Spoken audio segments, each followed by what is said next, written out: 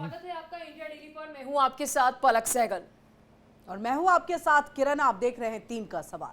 नमस्कार, मैं हूं आशीष सिन्हा। मथुरा के अक्षत महोत्सव के मंच पर धीरेन्द्र शास्त्री ने जो कुछ कहा, उसने राजनीतिक गलियारों में एक भूचाल ला दिया। उन्होंने कहा कि मैं आज श्री कृष्ण जन्म स्थान गया और भगवान श्री कृष्ण से कहकर आया कि कृष्ण लला हम आएंगे, मंदिर भव्य बनाएंगे। यह सिर्फ एक बयान नहीं, बल्कि मथुरा की धरती से उभरा वो वाक्य है जिसने सियासत की नसों में एक करंट दौड़ा दिया है। और देखिए कि ये सिर्फ आस्था की बात नहीं, बल्कि आने वाले चुनावी समर की क्या भविष्यवाणी लगती है। मथुरा के मन से गूंजे इस वाक्य ने मंदिर राजनीति को एक बार फिर से राष्ट्रीय बहस के केंद्र में लाकर के रख दिया है। अयोध्या के बाद अब नजरें मथुरा पर हैं और वहीं देखिए सत्ता की गलियों में ये बयान भूचाल की तरह अब गूंज रहा है। तो भव्य आयोजन, लाखों की भीड़ और मंच से मंदिर की हुंकार, ये सब मिलकर आने वाले चुनावी मौसम में एक बड़ा संदेश दे रहा है। क्या बागेश्वर धाम अब हिंदू एकता के राजनीतिक केंद्र में बदल रहा है? धर्म के मन से जो स्वर उठा है अब सीधे सियासत के मैदान में गूंज रहा है।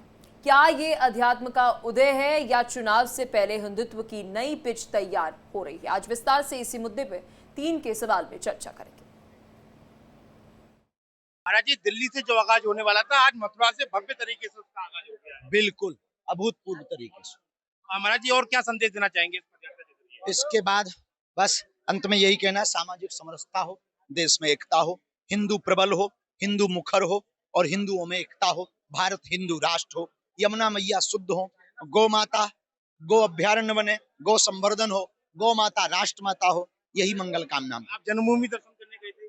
बिल्कुल गए थे और हम कह के भी आए, कृष्ण लला हम आएंगे, हम सब मंदिर भव्य बनाएंगे। और 3 के सवाल में पहला सवाल यह है कि क्या धीरेन्द्र शास्त्री अब हिंदुत्व की नई सियासी आवाज बन चुके हैं? क्या ये आध्यात्म की प्रतिज्ञा है या राजनीति का ऐलान? ये दूसरा सवाल। और तीसरा सवाल, अगर धीरेन्द्र शास्त्री सिर्फ धर्म की बात कर रहे हैं तो फिर मन से राजनीति के संकेत क्यों आ रहे हैं? तो ये 3 सवाल हैं जिस पर चर्चा करेंगे और ये पूरा मुद्दा अब देखिए सियासी रंग लेता हुआ भी दिखाई दे रहा है, क्योंकि अब इसी पर जो विपक्षी दल है वो लगातार हमलावर हो रहे हैं। और वहीं आपको बता दें कि आज जब मथुरा की धरती पर पहुंचे थे तो तमाम बातों का जिक्र किया और वहीं पर एक बार फिर से मंदिर को लेकर के बातें रखी गई कि भव्य मंदिर जो है वो बनाया जाएगा। और चर्चा करने के लिए हमारे साथ एक बड़ा पैनल जो है वो जुड़ चुका है। आचार्य डॉक्टर रामविलास चतुर्वेदी जी, हिंदू धर्म गुरु है, वो हमारे साथ जुड़ चुके हैं। दिनेश फलहारी जी है, महाराज धर्म गुरु है, वो भी हमारे साथ जुड़ चुके हैं। और सैयद अली अब्बास, मुस्लिम विद्वान है, वो भी हमारे साथ यहाँ पर जुड़ चुके हैं। आप तीनों का ही बहुत बहुत स्वागत है। सबसे पहले आचार्य डॉक्टर रामविलास चतुर्वेदी जी, आपका रुख करते हुए, ये मंच से धर्म की बात का करना और उस पे से एक सियासत की आवाज का भी उठना कि अब हम दोबारा जब आएंगे तो हम भव्य मंदिर बनाएंगे, और एक बार फिर से देखिए इस पर सियासत शुरू हो गई है, कैसे देखते हैं, क्या कहना चाहेंगे? सभी को जय श्री कृष्णा। जिस प्रकार से धीरेन्द्र कृष्ण शास्त्री जी, बागेश्वर धाम वाले महाराज जी ने मंदिर की बात की है, तो वस्तुतः यह प्रत्येक हिंदू के मन की बात है। समस्त सनातन धर्मावलंबी चाहते हैं कि जिस प्रकार से अवध में भगवान मर्यादा पुरुषोत्तम का दिव्य और भव्य मंदिर का निर्माण हुआ, भगवान की बड़ी अद्वितीय प्रतिष्ठा हुई, उसी प्रकार से मथुरा में कृष्ण जन्मभूमि पर भव्य और दिव्य मंदिर का निर्माण होना चाहिए। यह उन्होंने सहज भाव में कहा है। हम भी कल मंच पर थे, जब यह चर्चा हो रही थी तो उन्होंने बड़े सहज भाव में इस बात को बोला है और हिंदुओं से आह्वान किया है कि आप लोगों के अंदर जो एक प्रकार का आलस्य उत्पन्न हो गया है धर्म के प्रति, जो एक प्रकार की सकारात्मकता होनी चाहिए, ऊर्जा होनी चाहिए, एक समरसता होनी चाहिए, वो कैसे मिटाई जाए, उसके लिए ये जो पदयात्रा का उन्होंने संकल्प किया है, जो 7 नवंबर से 16 नवंबर दिल्ली से प्रारंभ होकर वृंदावन तक आने वाली जो यात्रा है, उसके माध्यम से समस्त हिंदुओं को, चूंकि हिंदू जुड़ा हुआ है, टूटा नहीं है, लेकिन उन हिंदुओं में एक सनातन धर्म का संदेश देने के लिए यह एक बड़ी और अद्भुत दिव्य यात्रा वह करने जा रहे हैं, जिसमें कल एक प्रकार की चर्चा की मीटिंग थी। एक प्रकार का उनका कोई ऐलान करने का मंच कल नहीं था, क्योंकि 543 लगभग गांवों के प्रधानों को उसमें आमंत्रित किया गया था, संतों को आमंत्रित किया गया था, जो भी हिंदू सनातन धर्म से जुड़े हुए लोग हैं उन सभी को वहां पर आमंत्रित किया गया था। सभी कथा व्यास भी वहां पर थे, धर्माचार्य भी वहां पर थे। तो उनका एक सहज मंतव्य है जो उन्होंने समाज के सामने रखा है। ये कोई किसी प्रकार के राजनीतिक वक्तव्य देने के लिए उन्होंने कल मंच का प्रयोग नहीं लेकिन किया। डॉक्टर रामविलास चतुर्वेदी जी, सवाल तो ये भी उठता है ना कि मथुरा का मामला तो अभी अदालत में लंबित है। दिनेश फलहारी जी उसको अच्छी तरह जानते हैं, मैं आप पर भी आऊंगा, लेकिन डॉक्टर रामविलास जी इसका जवाब आप दे दीजिएगा। देखिए आशीष जी, जो आपने प्रश्न किया वो बहुत सही प्रश्न है। अदालत का काम अदालत करेगी। हम सभी कानून के मानने वाले लोग हैं, अदालत का सम्मान करते हैं, न्यायिक प्रक्रिया को पूर्ण तरीके से समस्त सनातन धर्मावलंबी मानते हैं। लेकिन जो समाज में एकता बनाने के लिए, समाज में समरसता के साथ में उसको आगे बढ़ाने के लिए उन्होंने अपनी बात रखी है। ये कानून के साथ में किसी भी प्रकार से कोई ऐसा नहीं कि कानून से ऊपर उठ करके वो अपनी बात नहीं, कर रहे लेकिन हों। हिंदू न्याय राष्ट्र का की काम जो बात आ रही है तो इसे आप क्या देखते हैं, किस तरीके से आप देखते हैं? देखिए आशीष जी, वस्तुतः तो यह भारत देश जो है वो एक प्रकार से हिंदू राष्ट्र रहा है, हिंदू राष्ट्र है। आज सभी प्रकार से हिंदू राष्ट्र को केवल और केवल घोषणा हो जाने से हिंदू राष्ट्र नहीं होता। हिंदू राष्ट्र में समता समकक्षध्वम समबद्धध्वम का भाव हो, समरसता का भाव हो, सर्वे भवन्तु सुखिनः सर्वे सन्तु निरामया का भाव हो। हिंदू राष्ट्र इसका नाम है। हिंदू राष्ट्र कोई एक राजनीतिक अथवा किसी भी प्रकार से डिक्लेरेशन कर देने से हिंदू ठीक है राष्ट्र की कोई दिनेश ऐसी फलाहारी जी value नहीं है। महाराज, अभी बहुत से ऐसे पॉलिटिकल एक्सपर्ट हैं जो इसे बिहार विधानसभा चुनाव से जोड़कर देख रहे हैं कि भाई वहां पर भी हिंदू हैं, उन्हें एकजुट अगर किया जाएगा तो सीधे तौर पर एक किसी पार्टी को बड़ा फायदा जो है वो इससे उठते हुए नजर आएगा। तो उनका ये कहना है कि बी टीम की तरह तो काम नहीं किया जा रहा है यहाँ पर धीरेन्द्र शास्त्री की तरफ से बिहार विधानसभा चुनाव के मद्देनजर।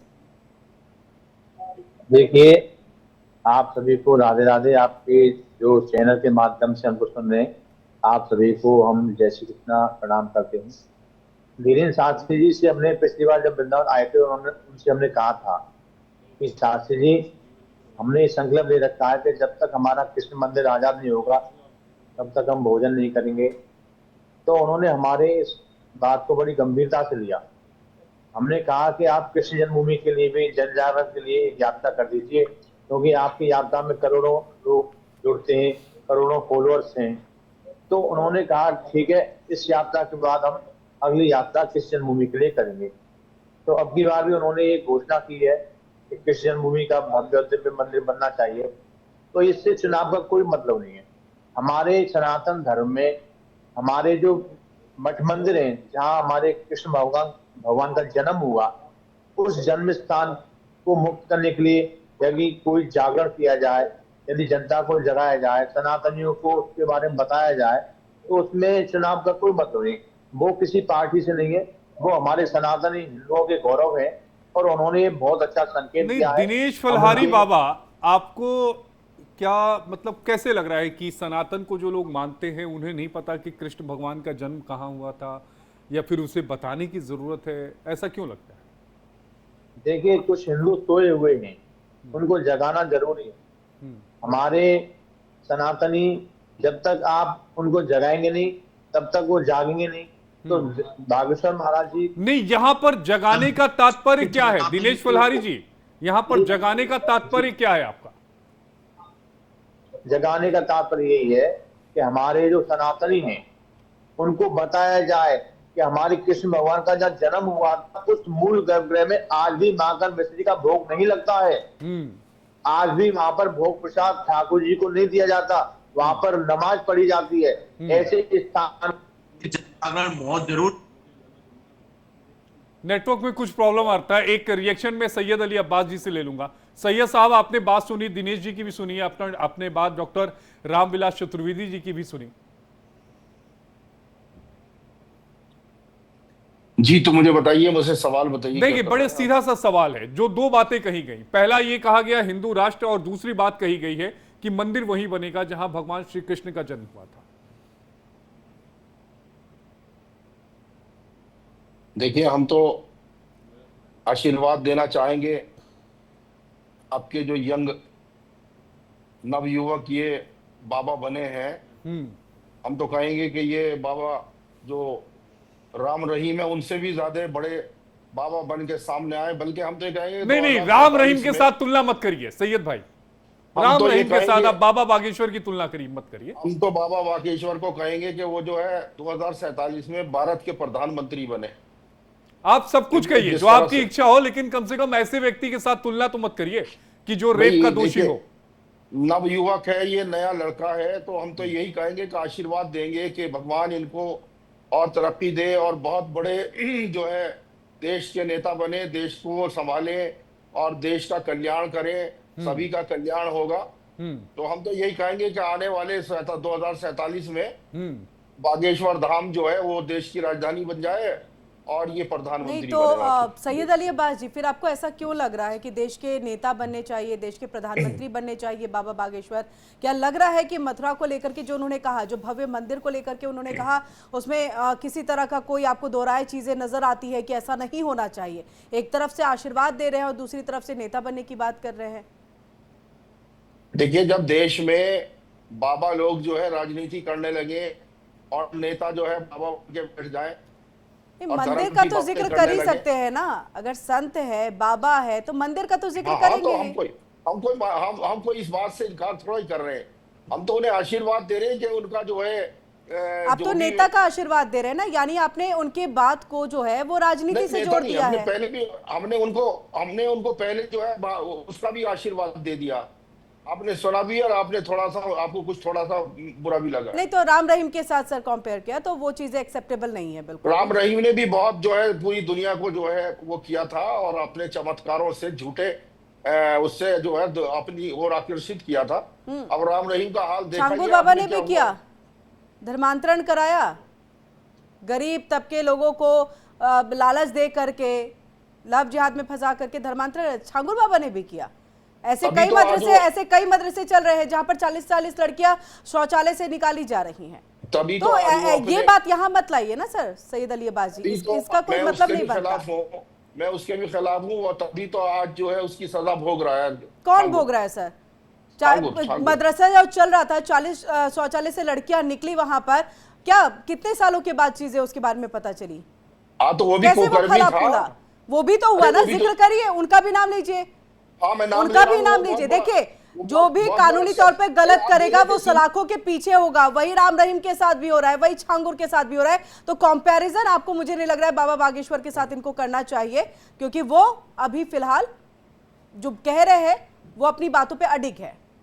तो आपने राजनीति से क्यों कनेक्ट कर दिया? रटके लाती है, जो लिखा है वो पढ़ती रहती है, आप सुनती तो है नहीं ना, आपको अकल है बिल्कुल। सर लिख करके लाती तो आज मेरे हाथ में पेपर होता। आपको लग रहा है मेरे हाथ में कोई पेपर है? मतलब आपके मदरसे का जिक्र कर दिया, मदरसे का जिक्र कर दिया तो इतनी बात आपको चुप गई? सर सच्चाई लाना तो मेरा काम है ना। मैंने सच्चाई सर आपके सामने रखी, अपनी बात को रखी। आप बातों को इधर उधर बहुत जल्दी घुमाते हैं, मुझे पता है। जो है बाबा रहीम, आप राम रहीम की बात सुन के तो आपको बड़ा करंट बिल्कुल बिल्कुल। देखिए, हमारे सहयोगी आशीष ने कहा कि जो रेप का आरोपी है, जो जेल में बंद है, उसका कैसे कंपैरिजन किया जा सकता है? जब बाबा राजनीति करेंगे तो इस देश में जी चलिए, हम लौटेंगे आपके पास, लौटेंगे सैयद अली अब्बास जी। आपने अभी तक सैयद अब्बास साहब को सुना। आचार्य डॉक्टर रामविलास चतुर्वेदी जी, आप कुछ उनके पास जाऊंगा, लेकिन उससे पहले दिनेश फलहारी जी का नेटवर्क ठीक हो चुका है। दिनेश फलहारी जी, आप अपनी बात को रखिए और दूसरी बात यह भी कि जो कुछ सैयद साहब कह रहे थे उसका भी जवाब दीजिएगा प्लीज। देखिए, सैयद साहब तो ऐसे व्यक्ति हैं कि ना तो छांगुर बाबा पे बोलेंगे, ना ये कश्मीर से हमारे सनातन हिंदुओं को भगा दिया उस पर बोलेंगे।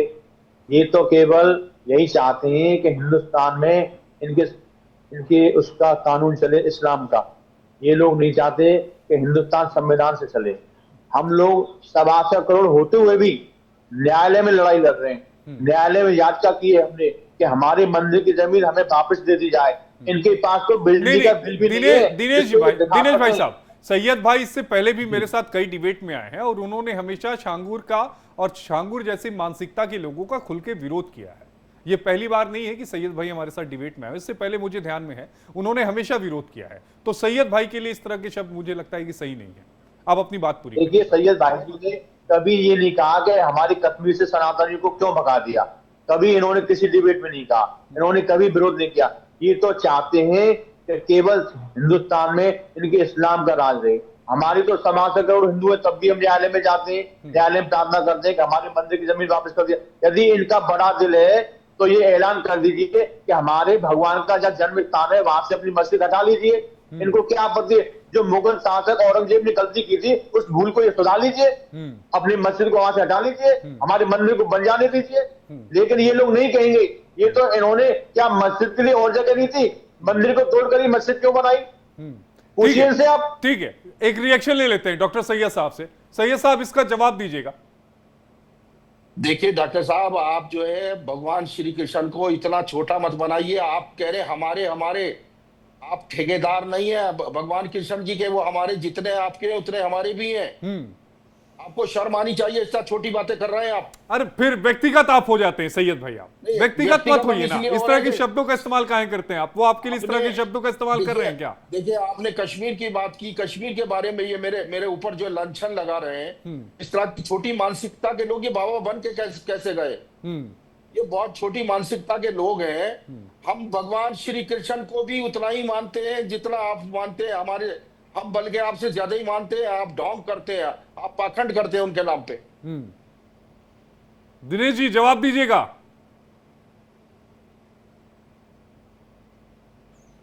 दिनेश जी, आवाज आ रही है जवाब तो देने रहे जी, जवाब दीजिएगा। दिनेश जी का नेटवर्क नहीं आ रहा है। लेकिन एक बात यह भी कही जा रही है, जो हिंदू राष्ट्र की बात आ रही है सैयद साहब, उस पर आपका क्या टेक है? देखिए, ये हिंदू राष्ट्र का जो ये राग अलापते हैं, ये इनका मकसद सीधा ये है कि भारतीय संविधान को जो है ये कुचलना चाहते हैं। ये लोग कोरी राजनीति कर रहे हैं और राजनेताओं के हाथों में खेलते हैं, क्योंकि इनका जो है सिर्फ एक ही मुद्दा है कि ये समाज को बांटना चाहते हैं, समाज को दिग्भ्रमित करते हैं। इनसे समाज का कोई भला नहीं हो रहा। पाखंड फैला के ये समाज में नफरत फैलाने का काम पाखंड, फिर वही शब्द पाखंड कहा उन्होंने। पाखंड कहां फैलाया? हिंदू राष्ट्र की बात है भाई, हिंदू राष्ट्र की मांग वो कर रहे हैं, वो उनकी सोच है। ये हिंदू राष्ट्र की मांग करने वाले कौन होते हैं? ठीक है, दिनेश फलारी जी, जवाब दीजिएगा सैयद अली अब्बास साहब का।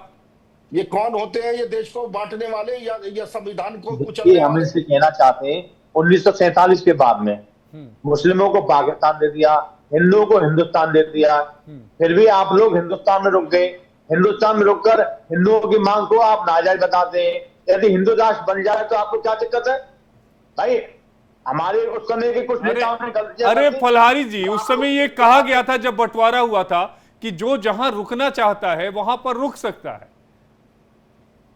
तो ये उनकी मर्जी थी कि उन्होंने एक इस्लामिक राष्ट्र को ना चुनकर भारत को चुना। ये उनकी मर्जी थी, इस बात को भी समझिए। यही तो हम इनको बताना चाहते हैं कि हमारे हिंदुस्तान में तो मुस्लिम बढ़ रहे हैं और पाकिस्तान में हिंदू घट रहे हैं। इसका मतलब क्या? ये अत्याचार करते हैं पाकिस्तान में हिंदुओं पर, तभी तो वहां हिंदुओं की संख्या अल्पसंख्या हो चुकी है।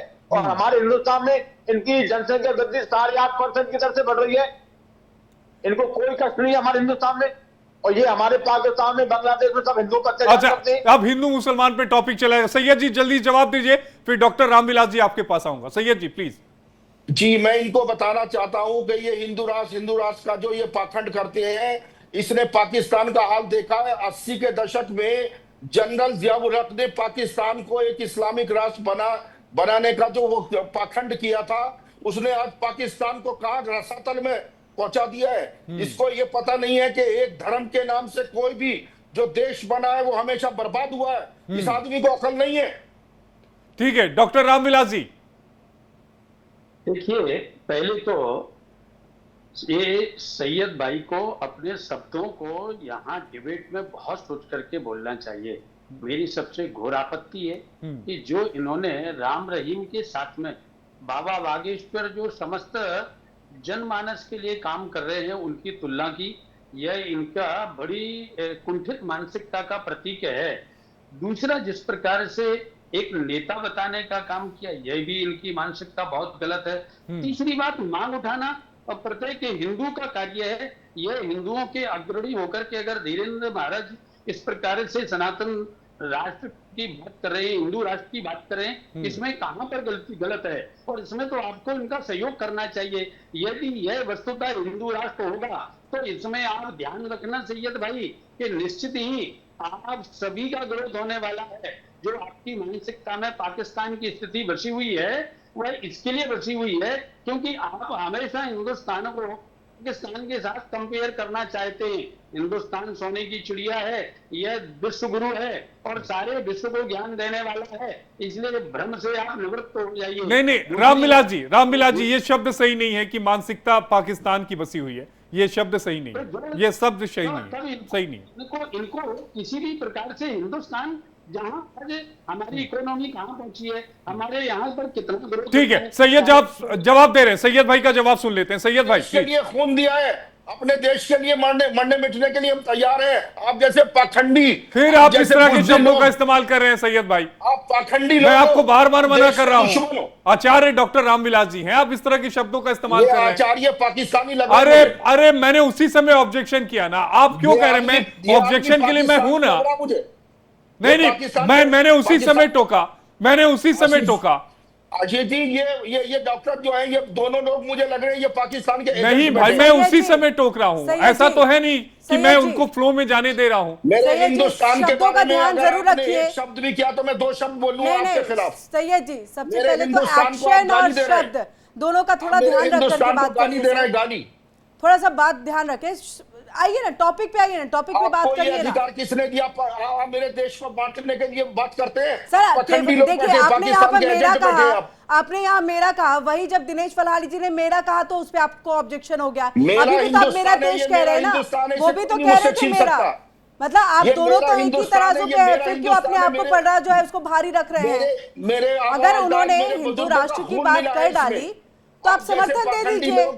आप अंग्रेजों की दलाली कर रहे थे जब पाकिस्तान, सर शब्दों का प्लीज ध्यान रख करके, लड़ाई लड़ रहे थे सैयद अली अब्बास जी, शब्दों का ध्यान रख करके, शब्दों का ध्यान रख करके। आप आरएसएस के लोग हो, आप देश को, सैयद अली अब्बास जी, शब्दों का ध्यान रख करके बार बार अपील कर रहे हैं हम, बार बार हम आपसे कह रहे हैं। आप एक चीज बताइए, आचार्य डॉक्टर रामविलास जी जवाब दे दीजिए। देखिए, जिस प्रकार से इनकी ये वाणी के द्वारा भाष निकल रहे, इससे स्पष्ट प्रतीक हो रहा है कि इनकी भावना क्या है। वस्तुतः देश को आजाद कराने पर कराने के लिए जिस प्रकार से हिंदुओं ने बिना भेदभाव के देश को, राष्ट्र को एकता के साथ में एक होकर के आजाद कराने के लिए अपने जीवन का बलिदान दिया है, उन वीर सैनिकों के लिए ये इस प्रकार से शब्द बोलते हैं। दूसरी बात, अगर इनके बारे में कुछ कह दिया जाए, अभी श्री किरण जी ने जैसे चंगूर बाबा की और जितने भी इनके ये मदरसे चल रहे हैं उनकी बात की तो इनको कितना बुरा लग गया। नहीं डॉक्टर रामविलास जी, देखिए, अरे डॉक्टर रामविलास जी, बात धीरेन्द्र शास्त्री की हो रही है, आप छांगुर जैसे आदमी को लेकर आ रहे हैं। छांगुर कहाँ, धीरेन्द्र शास्त्री जी कहाँ? रामविलास जी, आप लोग खुद ही कंपैरिजन कर रहे हैं धीरेन्द्र शास्त्री के साथ छांगुर की। कि धर्म पे अगर जाएंगे तो जिस तरह से पाकिस्तान की हालत हुई है, देखिए वो मान भी रहे कि पाकिस्तान की क्या स्थिति है, तो वैसे ही धर्म के आधार पर क्या भारत को भी रखना चाहिए, उनका ये कहना है। देखिए सैयद अली अब्बास जी, आप ही के सवाल का जवाब हम ले रहे हैं, प्लीज आप उसके बाद ना शब्दों का ध्यान रख करके कहिएगा। रामविलास जी से ये जो सनातन धर्म है यह सबको साथ में लेकर के चलने वाला है, यह समगच्छद्धम संबद्धम का भाव रखता है। इसमें प्रत्येक व्यक्ति के ज्ञान का सम्मान किया जाता है, प्रत्येक व्यक्ति के पंथ का सम्मान किया जाता है, ग्रंथ का सम्मान किया जाता है। सनातन धर्म की कुंठित मानसिकता बिल्कुल भी नहीं है। आज हमारा धर्म सनातन कितना पुराना है, 1,95,58,85,000 वर्ष पुराना सनातन धर्म है और सनातन धर्मावलंबियों। ठीक है, 30 सेकेंड फलारी बाबा एंड करना है, 30 सेकेंड फलारी बाबा एंड करना है मुझे। देखिए सैयद जी, पहले सनातनी थे, ये 1100 वर्ष के एरिया में ये इनका मुस्लिम मजहब आया है। सनातन धर्म तो बहुत पुराना है, तो ये नहीं जानते कि ये लोग भी पहले सनातनी थे। इनको दिग्भ्रमित किया गया है, इनका धर्म प्रवर्तन कराया गया होगा, इस वजह से अपने आप मुस्लिम कट्टरपंथी ये लोग बनते जा रहे हैं। इनसे एक सवाल पूछ लीजिए कि कश्मीर से हिंदुओं को क्यों भगाया? ठीक है सैयद भाई जल्दी से एक रिएक्शन दीजिए, फिर मैं वाइंड अप करूं प्लीज। आप भी छांगुर बाबा गैंग के ही आदमी लग रहे हैं मुझे। जिस तरह से उसने शैतान ने देश में नफरत फैलाई, देश में जो है कुकर्म किए, आप भी शायद उस तरफ जाने वाले हैं। ठीक है, चलिए ये डिबेट लंबी चलेगी क्योंकि आरोप प्रत्यारोप की राजनीति भी चल रही है। सैयद अली अब्बास जी आपका, और हमारे साथ दो खास मेहमान और थे, फलहारी बाबा आपका, और हमारे साथ डॉक्टर रामविलास चतुर्वेदी जी थे आपका। आप तीनों का जुड़ने के लिए बेहद शुक्रिया। हालांकि पंडित धीरेन्द्र शास्त्री ने जो कुछ मथुरा श्री कृष्ण जन्मभूमि को लेकर कहा, वहां पर भव्य मंदिर बनाने को लेकर कहा, यह जाहिर तौर पर इसकी गूंज दूर तक जाएगी। और 7 नवंबर से वो एक यात्रा भी निकाल रहे हैं, वो यात्रा भी जाकर समाप्त मथुरा में ही होने वाली है। इस न्यूज बुलेटिन में अभी के लिए इतना ही। इंडिया डेली अब आपके स्मार्ट टीवी पर भी मौजूद है। इंडिया डेली 24/7 अब इन सभी प्लेटफॉर्म पर आप लाइव देखें।